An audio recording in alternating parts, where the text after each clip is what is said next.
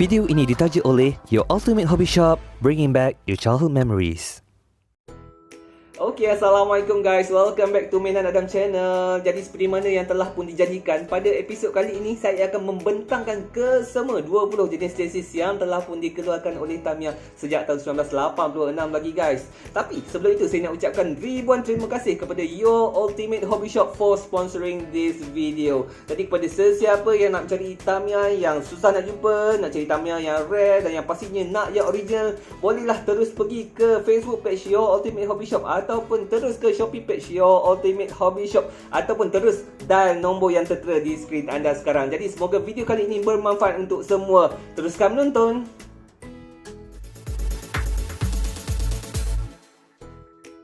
Okay guys, so kita mulakan dengan chassis yang pertama, iaitu chassis Type 1. Chassis ini telah pun dikeluarkan pada tahun 1986. Ianya mempunyai wheelbase panjang 80mm dan mempunyai ground clearance setinggi 10mm guys. Okay, chassis ini dia punya ground clearance agak tinggi sebab ianya diciptakan untuk bermain di off-road. Okay, ciri yang paling ketara dapat kita lihat kat sini ialah di mana dia punya lubang untuk roller hanya berada di bahagian hadapan, dan kita dapat tengok kat sini juga tak ada lubang di bahagian chassis dan juga di bahagian enjin, yang menyebabkan bila kita main menggunakan chassis ni, bateri dan enjin kita akan cepat panas. Yang kedua, kita ada chassis Type 2 yang telah pun dikeluarkan pada bulan Disember 1988 bersama dengan Kit Avante Junior. Okey, kita dapat tengok perubahan yang ketara dari sudut design kerana chassis ini telah pun direka untuk bermain di atas race track guys. Dan chassis ini juga didatangkan dengan battery clip dan mempunyai wheelbase yang sepanjang 82mm, which is 2mm lebih panjang berbanding chassis Type 1. Okay, jadi chassis ini dia mempunyai kelemahan dari sudut acceleration sebab ianya mempunyai wheelbase yang sedikit panjang. Walau bagaimanapun, kita dapat tengok dekat sini dia ada pertambahan lubang untuk roller di bahagian side stay guys, dan juga dia mempunyai lubang di bahagian chassis dan juga di bahagian ruang enjin untuk mengeluarkan haba ketika bermain. Yang ketiga, kita ada chassis Type 3 yang telah pun dikeluarkan pada bulan Jun 1989 melalui kit Rising Bird. Okay, ini adalah improved version daripada chassis Type 1 di mana ianya juga turut direka untuk off-road kerana ianya mempunyai wheelbase dan juga ground clearance yang sama seperti mana chassis Type 1. Tetapi telah pun diimprovekan di mana ianya didatangkan dengan battery clip, okey, didatangkan dengan lubang ekstra untuk bahagian roller di bahagian hadapan dan juga lubang di bahagian side stay guys. Dan ianya juga didatangkan dengan ruang-ruang di bahagian tengah chassis dan juga di bahagian enjin untuk mengurangkan kepanasan ketika bermain. Yang keempat, kita chassis Type 4, okay, yang telah pun dikeluarkan pada bulan Mei 1990 melalui kit Egress Junior. Ini pula merupakan improved version daripada chassis Type 2 kerana dia didatangkan dengan design untuk bermain di atas track guys. Okey, dia didatangkan dengan lebih banyak lubang-lubang. Kita dapat tengok kat sini, termasuk di bahagian bumper hadapan pun ada lubang. Ini adalah untuk mengurangkan berat dan juga untuk mengurangkan kepanasan ketika bermain. Ia mempunyai ground clearance yang lebih rendah, itu sepanjang 7mm, tetapi chassis ini kurang diminati kerana paling fragile pada masa ianya dikeluarkan.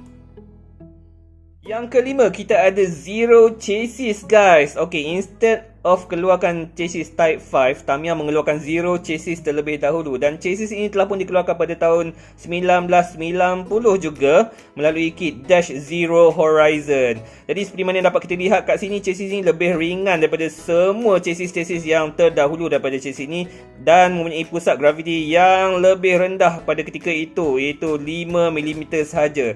Okey, dan kita dapat tengok kat sini dia punya side guard atau side stay dia telah pun menjadi optional. Okey, boleh cabut dan boleh pasang, tapi ianya dijual secara berasikan guys.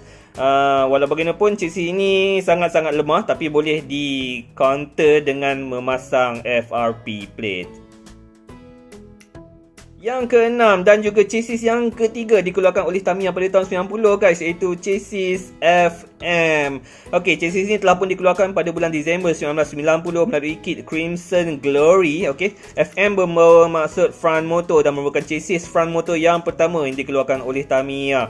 Okey, chassis ini didesainkan based on chassis Type 2 dan juga Type 4. Nampak, kita boleh nampak kan dia di mana dia punya ruang-ruang lubang di bahagian tengah ni. Okey, dan punya weight distribution 75% di bahagian depan dan 25% di bahagian belakang yang memberikan ianya lebih stability. Walau bagaimanapun, chassis ini adalah daripada jenis yang senang patah tapi jangan risau, ianya boleh di-counter dengan pemasangan FRP. Dan seperti mana yang saya pernah maklum sebelum ini, chassis yang bunyi front motor ini ianya sedikit kurang dari sudut acceleration. Yang ketujuh, akhirnya pada bulan Mac 1992, Tamiya mengeluarkan chassis Type 5 melalui kit Bearhawk. Okey, jadi chassis ini telah pun diperkukuhkan berbanding chassis yang sebelum ini, tapi kita dapat lihat kat sini ianya dah kehilangan lubang-lubang di bahagian chassis dan juga di bahagian hadapan, guys. Okey, kita dapat lihat di sini ada list Type 5 dan kita dapat tengok kat sini dia punya side stay dia dikembalikan seperti mana yang kita dapat tengok chassis Type 0 ianya telah pun dijadikan sebagai optional, tapi kali ini dia dah pun didatangkan kembali dengan side stay dan ianya telah pun didatangkan juga dengan lubang di bahagian belakang untuk pemasangan rear stay, guys. Walau bagaimanapun chassis ini agak kurang famous sampailah dia dikeluarkan bersama dengan kit Super Avante yang telah pun difamouskan melalui siri anime Let's and Go. Yang ke-8, kita ada chassis Super One yang telah pun dirilis pada bulan Jun 1993 melalui kit Liberty Emperor. Okey, jadi Super One ini merupakan improved version daripada chassis Zero. Okey, tapi kita dapat tengok kat sini dia punya bumper depan lebih rendah, guys. Bermaksud roller punya position akan jadi lebih rendah. Dan kita dapat tengok kat sini dia punya side stay pula diberikan sekali dalam kotak, tak seperti mana dalam kit Zero chassis yang mana kita kena beli secara berasingan. Okey, dan kali ini ia datangkan dengan ground clearance yang paling rendah, itu setinggi 3mm saja, guys. Yang ke-9, kita ada chassis Super FM yang telah pun dikeluarkan pada bulan Jun 1996 melalui kit Broken Gigan. Jadi ini merupakan chassis yang pertama yang datangkan dengan rear stay dalam kotaknya. Okey, dia ibarat gabungan antara chassis FM dengan chassis Super One, di mana kita dapat tengok ground clearance dia adalah setinggi 3.5mm saja, guys, dan mempunyai lubang untuk roller yang sangat-sangat rendah. Okey, jadi chassis ini sangat-sangat famous sehinggalah ke hari ini. Yang ke-10, kita ada chassis yang agak famous juga, itu chassis Super TZ, guys. Ianya telah pun dikeluarkan pada bulan September 1996 melalui kit Cyclone Magnum. Sama juga seperti mana chassis Super FM, ianya didatangkan dengan rear stay. Okey, kita dapat tengok sini ni dia punya rear stay, tetapi dia punya side guard dah pun melekat pada chassis dan tak boleh ditanggalkan. Okey, lain-lain part semua sama macam Super FM, tapi walau bagaimanapun dia punya performance adalah jauh lebih hebat dari sudut acceleration kalau nak dibandingkan dengan chassis Super FM, sebab ianya punya engine di bahagian belakang. Yang ke-11, kita ada chassis Super X. Okey, chassis ini telah pun dikeluarkan pada bulan Disember 1997 melalui kit Max Breaker. Chassis ini mempunyai wheelbase sepanjang 84mm dan hanya dua jenis chassis saja, iaitu chassis Super X dan Super XX yang mempunyai wheelbase sepanjang ini. Dan ia mempunyai ground clearance yang sangat-sangat rendah, itu setinggi 2mm saja, guys. Okey, dan ini merupakan chassis yang pertama yang menggunakan drive shaft sepanjang 72mm dan sama juga seperti mana chassis Super XX, cuma dua chassis ini saja yang menggunakan drive shaft sepanjang 72mm. So antara chassis yang special jugalah. Yang ke-12, kita ada VS Chassis. Okey, ini merupakan chassis yang agak famous juga sehingga ke hari ini. Okey, chassis ini telah pun dikeluarkan pada bulan Februari 1999. Ianya famous dan digunakan di kalangan speed racer, guys. Ini adalah kerana kedudukan baterinya yang lebih rendah yang menjadikan ianya lebih stabil ketika berada di landasan. Dan dia punya power transmission juga dia telah pun dipolish yang menyebabkan ianya jadi lebih efisien ketika running. Okey, dan ianya jauh lebih hebat lah kalau nak dibandingkan dengan chassis Super One. Yang ke-13, kita ada chassis Super TZX. Okey, chassis ini telah pun dikeluarkan pada bulan April 1999 bersama dengan kit Vanishing Gazer. Okey, ini adalah merupakan upgraded version daripada chassis Super TZX, kan?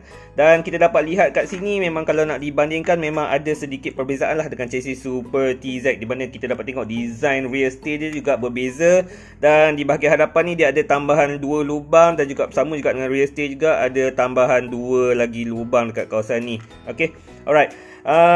Tapi lubang-lubang ni agak senang untuk pecah kalau nak dibandingkan dengan chassis Super TZ, dan dikatakan yang ianya mempunyai gearbox yang jauh lebih buruk kalau dibandingkan dengan TZ dan menyebabkan lebih banyak power loss berbanding dengan chassis Super TZ. Ke-14, kita ada MS chassis yang sangat-sangat popular sejak dulu sampailah ke hari ini. Okey, MS chassis ni mula dikeluarkan pada bulan November 2005 dan merupakan chassis yang pertama menggunakan Angel double shaft. Okey, ianya mempunyai better torque sebab dia tak perlu guna propeller shaft kan, dan dia punya ground clearance pun memang boleh drop serendah 1 mm guys kalau menggunakan low profile small diameter wheels. Okey, jadi ini memang chassis yang most favorable lah di kalangan racer-racer kat luar sana. Okay? Dan memang banyak digunakan di seluruh dunia. Yang ke-15, kita ada chassis Super XX. Jadi ianya mempunyai profil yang tak berbeza jauh daripada chassis Super X. Okay? Dan ianya dirilis pada bulan November 2009 melalui kit Max Breaker Black Special. Dan ini merupakan improved version daripada chassis Super X. Ianya lebih rigid dan disertakan dengan front nose guard untuk extra protection. Okay? Dan di bahagian tengah dan juga di bahagian side juga diperkukuhkan kalau nak dibandingkan dengan chassis Super X. Yang ke-16 pula, kita ada chassis Super 2. Okey, chassis ini telah pun dirilis pada bulan Disember 2010 melalui kit Magnum Saber Premium, dan juga merupakan antara chassis yang famous di kalangan racer-racer speed di luar sana guys. Okey, ini merupakan improved version daripada contoh dia chassis Super 1. Okey, design dia tak jauh beza. Okey, tapi semua bahagian telah pun diperkukuhkan, dan antara perbezaan ketara ialah di bahagian switch, di mana daripada switch yang tolak ke kiri ke kanan slide ni telah pun diubah ke jenis rotate type. Okay? Dan performance dia sama macam VS chassis, tapi lebih mudah diubah sesuai lah kalau nak dibandingkan dengan VS chassis. Yang ke-17, antara chassis yang terkini juga itu AR chassis yang telah pun dikeluarkan pada bulan Julai 2012 melalui kit Aero Avante. Okey, AR chassis ni bermaksud Aero Racing. Okey, ianya merupakan chassis daripada jenis one piece dan antara chassis yang paling lasak, atau boleh saya katakan chassis yang paling lasak di kalangan chassis single shaft. Okey, dan antara kelebihan kepada chassis ini pula ialah dia punya bahagian bateri dan bahagian enjin ni boleh dibuka daripada bahagian bawah guys. Jadi dia punya maintenance dia jauh lebih senang kalau dibandingkan yang chassis lain yang terpaksa buka body dulu baru boleh kita buat maintenance. Okey, so memang antara chassis yang agak sesuai jugalah untuk digunakan oleh starter ataupun pemula. Yang ke-18, kita ada MA chassis. Okey, MA chassis ni telah pun dikeluarkan pada bulan Jun 2013 melalui kit Blast Aero. Okey, MA membawa maksud Midship Aero. Ini adalah gabungan di antara MS chassis dan juga AR chassis, di mana MS chassis ialah di bahagian enjin yang berada di tengah, dan AR chassis adalah di mana ianya didatangkan dalam bentuk one piece guys. Okey, jadi side guard dia pun dah dikembalikan, di mana MS chassis kita tak ada dia punya side guard. Okey, dan bumper depan dan bumper belakang juga telah pun di-extend untuk memudahkannya berjalan di bahagian cornering dan jauh lebih stabil. Okey, dan design ini juga jauh lebih mudah untuk maintenance kalau nak dibandingkan dengan MS chassis.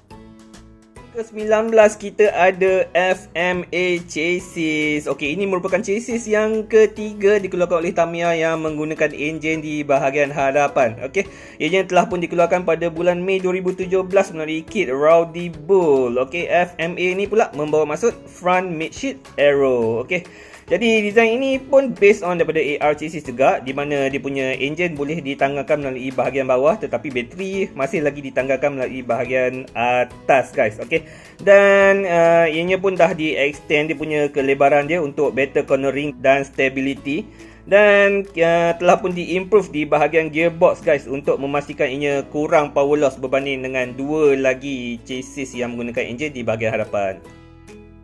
Dan yang ke-20 dan yang terakhir, kita ada tak lain dan tak bukan VZ chassis. Okey guys, VZ chassis ini dikatakan adalah improvised version daripada VS chassis. Okey, tapi kali ini ianya didatangkan dengan 3 bahagian utama, seperti mana juga MS chassis, iaitu bahagian depan dan bahagian belakangnya diasingkan daripada chassis utama. Okay guys, jadi VZ chassis ini telah pun dirilis pada tahun 2020 melalui kit Neo VQZ, okay. Dan ianya didatangkan dengan wheelbase sepanjang 80mm, bunyi ground clearance tinggi 2.5mm dan bunyi menggunakan drive shaft sepanjang 60mm. Walau bagaimanapun performance VZ chassis ini masih lagi dalam fasa eksperimen dan masih lagi belum terbukti keberkesanannya ketika berada di atas litar. Okay, so itulah kesemua 20 jenis chassis yang telah pun dikeluarkan oleh Tamiya sejak tahun 1986 lagi guys. Sekiranya anda rasa video kali ini bermanfaat untuk anda, jangan lupa untuk tekan butang like. Dan sekiranya anda rasa video-video seperti ini anda nak tengok lagi pada masa akan datang, jangan lupa tekan butang subscribe. InsyaAllah kita akan berjumpa lagi pada video yang seterusnya. Terima kasih banyak-banyak kerana menonton. Assalamualaikum.